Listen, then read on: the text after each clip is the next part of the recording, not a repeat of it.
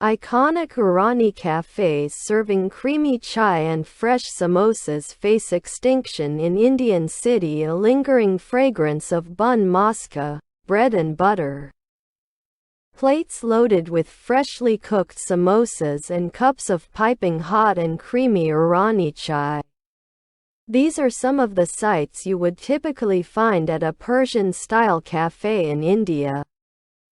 Popularly known as Irani cafes, these iconic restaurants, with their signature marble-topped tables, old-style clocks, checkered floors and a distinctive menu, have been a part of India's culture for more than 100 years.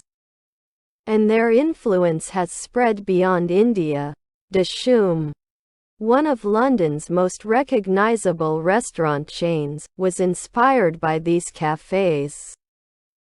They came up in cities like Mumbai and Pune in the 18th and 19th centuries when there was an influx of Persian immigrants from Iran.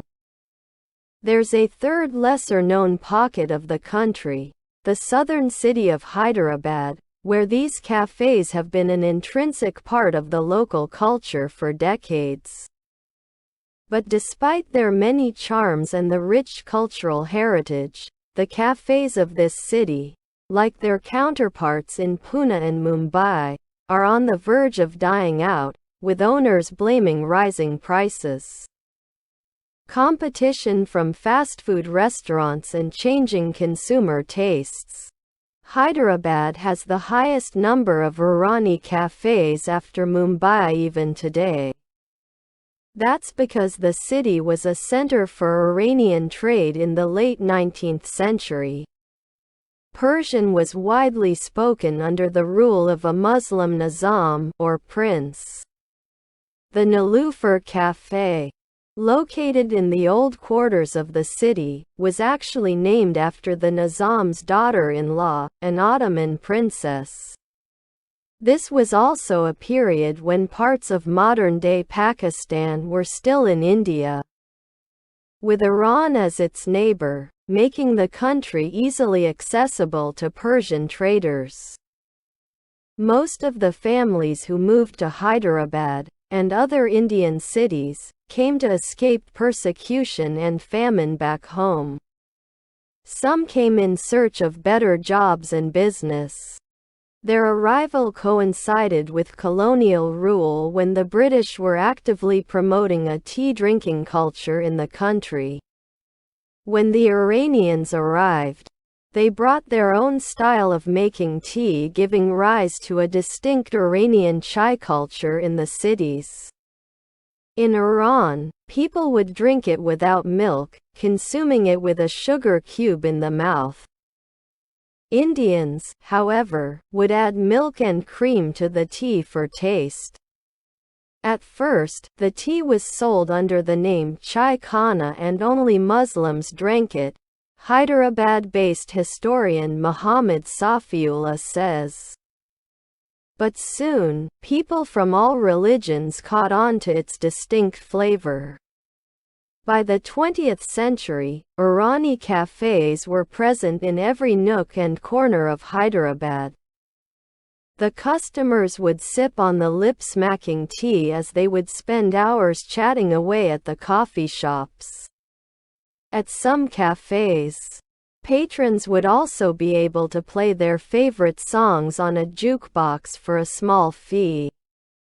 Historians say these cafes played a crucial role in breaking down social barriers and religious taboos and became an important part of the city's public life. Irani cafes in Hyderabad have stood as symbols of secularism, historian Paravastu Lokeshwar said. The names didn't have any religious connotations. People of all religions and castes patronized them. Now they are under threat. From an estimated 450 cafes over 2 decades ago, Hyderabad now has only 125 left, said Jalil Farooq Roos, owner of the Grand Hotel, a famous Irani cafe.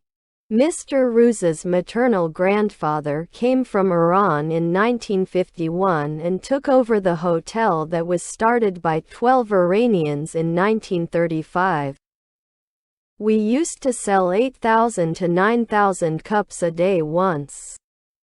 Now we sell just 4,000 cups a day, he told the BBC. He cites competition from fast food chains as one of the reasons. Now one of the most rapidly developing Indian cities, Hyderabad was a quiet little town until the early 1990s. Things changed in the mid-90s. When the city joined the IT boom in India and became a powerhouse of the industry. The transformation was accompanied by a slew of economic reforms in the country, which allowed global fast food chains and cafes to penetrate the Indian market. Similar to Iranian cafes, these food joints also offered extended seating options, but with far better amenities and more options. Mr. Roos said most Irani cafes operated from rented premises as they required large spaces where patrons could relax and unwind over tea. But rising real estate prices in Hyderabad have forced many owners to move to other work. Inflation also took a toll. Tea powder and milk prices have risen 3 times compared to 5 years ago, he added. Others say the number of Iranian families entering the business has also gone down. The current generation is not interested in the cafe and restaurant business. They prefer other jobs and many migrate to other countries, said the owner of popular Farasha restaurant, Mahmood, who goes by only one name. But despite the challenges, there are still a few in the business who continue to swim against the tide. Syed Muhammad Razak manages the Red Rose restaurant in Hyderabad. His grandfather migrated from Tehran and established the City Light Hotel in the 1970s. Later, Mr. Razak's father started the Red Rose restaurant. An engineer and graphic designer by profession, Mr. Razak admits that selling just chai and biscuits is neither easy nor profitable. He has now introduced new dishes to the menu to attract more customers and is using his graphic designing skills to expand business and promote it online. I want to continue my family's legacy, he said. And it's not just the owners. There are also loyal customers, many of whom have been frequenting these cafes for generations, who say they would always come back for another cup of Irani chai. Irani tea is a part of my life. I love the taste and drink it every time I step out, said Yani, who goes by only one name and is a regular at the Grand Hotel. There is nothing like it even today. This article has been corrected on the 12th of August 2024 to clarify that traditional Irani tea was not made with milk or cream. Thank you for watching.